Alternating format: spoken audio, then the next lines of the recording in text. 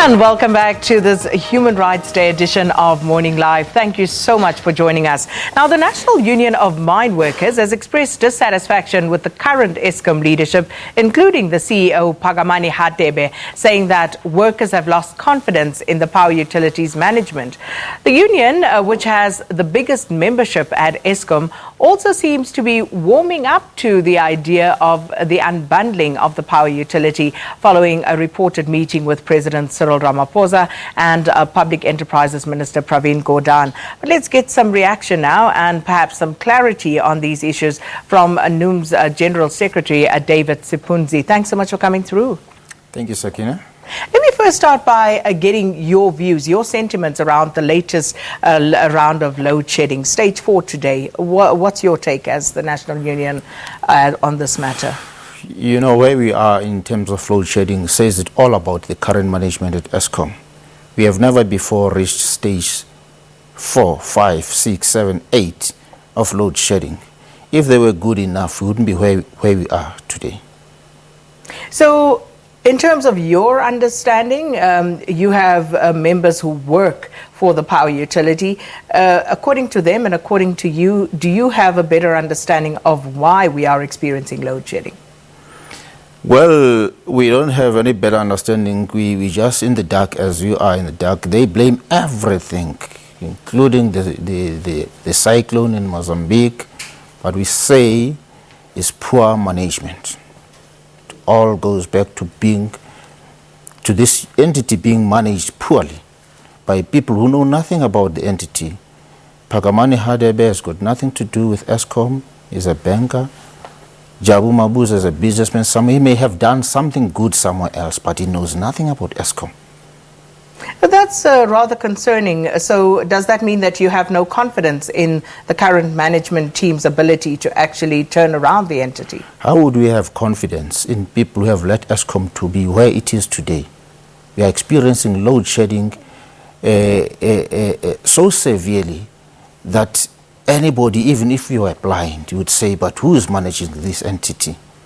But let's be clear. When you say that these people have led the entity to where we are right now, who are you talking about? Because they only came in, towards the end of last year. So who are we talking about?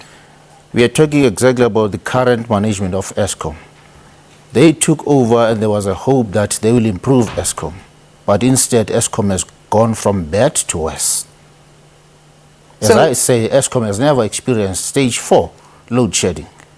Now we are on stage 4. Where are the good people who have been brought in?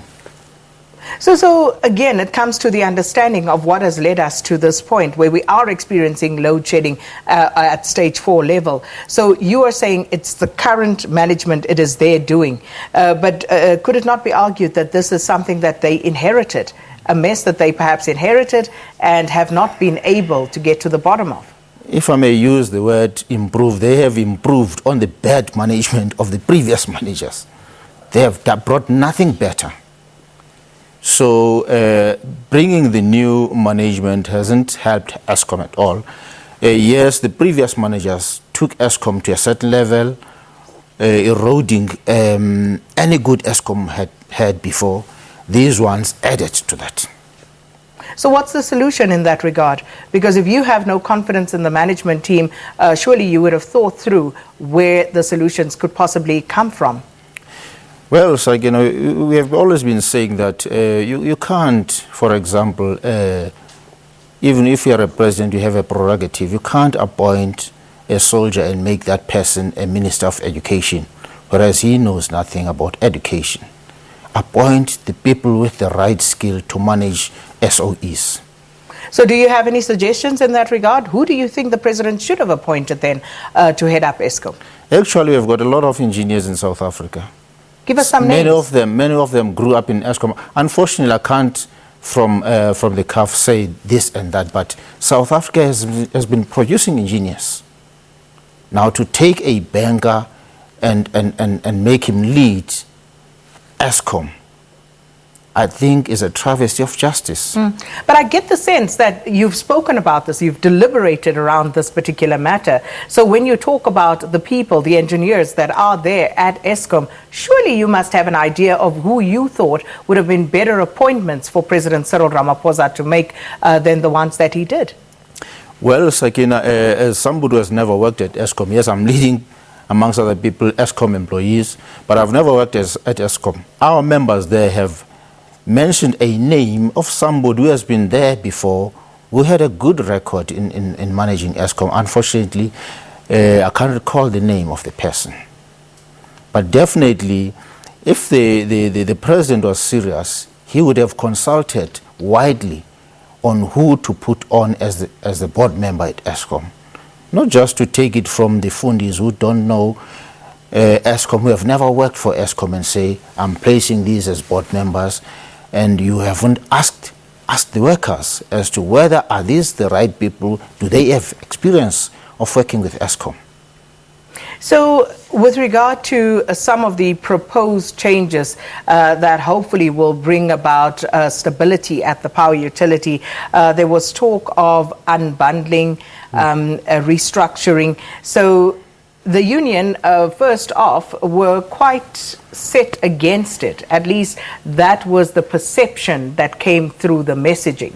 Right now, it would seem as though, or at least reportedly, that you have now had an about turn, maybe a change of heart in this regard. What are your thoughts about the unbundling at Eskom? Well, first of all, this took us by surprise when the president pronounced in Parliament in the SONA that he was planning to unbundle Eskom. We were never consulted on the matter. Our views were not taken into consideration, and therefore we had a right to object to it. However, thereafter we met with the president, I think, on 2 occasions.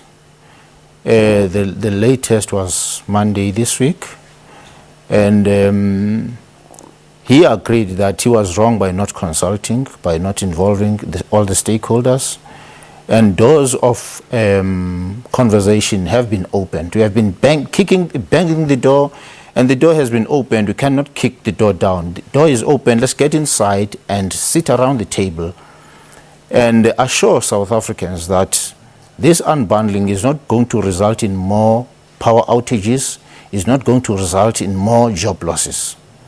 So far, the president keeps on saying this shall not result in job losses, but there's no plan that has been put in front of us as to what is going to happen. You know, it is said, the investors say, you have a bloated workforce at Eskom. If you want money from us, you have to retrench.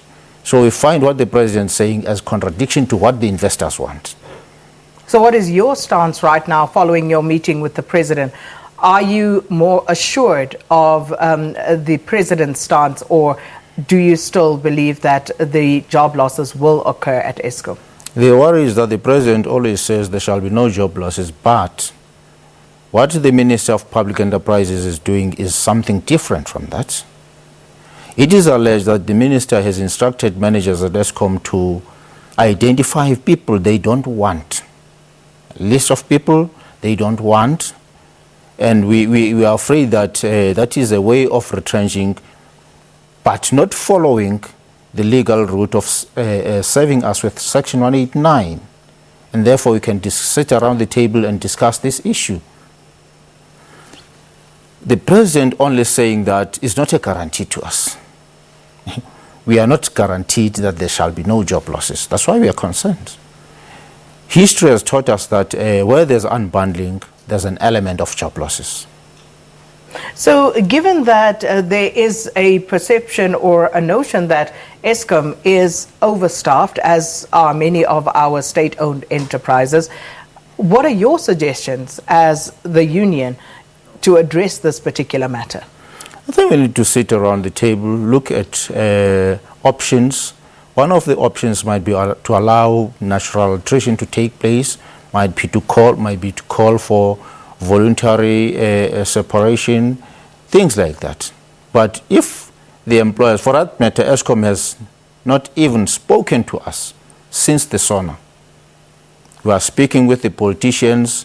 There's no employer-employee relations in the whole saga, whereby we could be giving our advices to how to handle the matter. And then we know about Eskom's financial woes. Those are well documented. Over 400 billion rand in the red is this particular utility.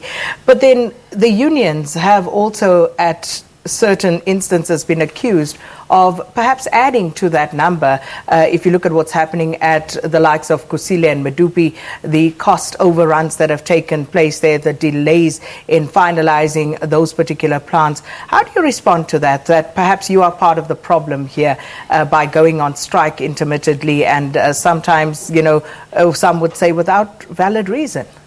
I don't remember when we last went on strike at Eskom. But we normally go on strike when we threatened to go on strike when Phakamani told us that there will be a 0% increase. I think it was last year. And we didn't actually go on strike. We just marched to Megawatt Park. It was a one-day thing. And it cannot be blamed on us that there have been delays in those power stations. Cannot be fair to blame it on workers. Why not? As I say, we have not had strikes at Eskom for quite a long time. But you have had them in the past. Sakina, I'm saying to you, we had a strike once since I became the General Secretary. That is 3.5 years. We have had only one strike at Eskom. So what is your view with regard to the delays at Medupi and Kusile? Well, it might be because of people want to make money or people don't know what they are doing. Who are the people who are trying to make money out of that? Well, it might be the contractors or the engineers or whoever, but our members are just ordinary people there. I don't have control on what is happening there. But what's your take as a union from an ethical perspective, a business ethics perspective, on these delays, on these cost overruns running into billions of rands? Well, something needs to be done. Maybe there's a criminal element here, because it's tantamount to siphoning the state our monies, the taxpayers' monies, because the longer it takes for these power stations to be completed, the more money is siphoned out of the public coffer. So you have stated publicly that you support government in its efforts to actually stabilize the power utility, but at this point, are you still opposed to the restructuring, or have you now been converted? No, restructuring should involve us. Nothing about us without us. We say we must be involved in whatever restructuring is being mooted at Eskom. So you're not opposed to restructuring per se? Well, if restructuring is going to bring stability to the power utility, is going to bring certainty to us, all South Africans, we can't run away. We are not in the business of holding the country to ransom here. But we say our members' jobs must not be threatened. So, and I'm glad that you see yourself as this partner, because I want to just find out from you finally, what would you then say as a labor union needs to be done to rescue Eskom from its current woes? Well, I thought at the beginning, the president was in the process of cleaning up.